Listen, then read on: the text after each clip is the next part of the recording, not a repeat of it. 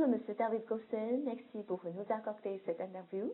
Bonjour Madame Fan, merci à vous. Le président chinois Xi Jinping effectue une visite en Europe, dont l'Italie, Monaco et la France pour son premier voyage à l'étranger cette année.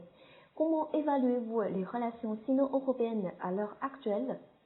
D'abord, nous, Européens, nous sommes très contents de voir que pour sa première visite à l'étranger cette année, en 2019, le président chinois Xi Jinping choisisse l'Europe.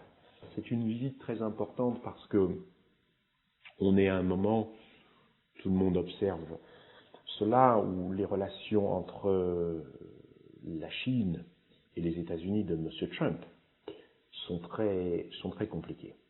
Donc, à ce moment, je dirais historique, il faut que l'Union européenne, l'Europe et la Chine réaffirment leur partenariat stratégique. Et en fait, il y a un partenariat stratégique entre l'Europe et la Chine. Le commerce est gigantesque.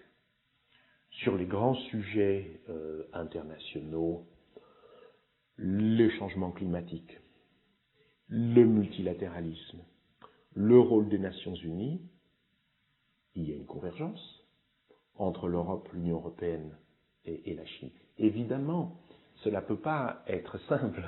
Quand vous avez deux blocs de telle puissance, sur le plan, par exemple sur le plan commercial, vous avez des frictions. Mais ça, c'est complètement normal. C'est complètement normal.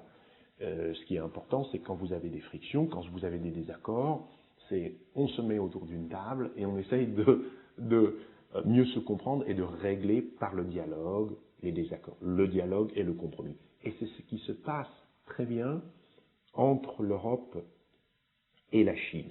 Et avec cette visite à Rome, à Monaco et à Paris, on va avoir un approfondissement de cette relation stratégique entre la Chine et l'Union européenne. Et il y a une chose, probablement un effet accélérateur, c'est le fait que l'Italie a décidé de s'engager avec la Chine, de s'engager de manière systématique, structurée, avec la Chine pour co-construire les nouvelles routes de la soie. Et ça va avoir un impact sur la façon dont l'Union européenne perçoit ce projet.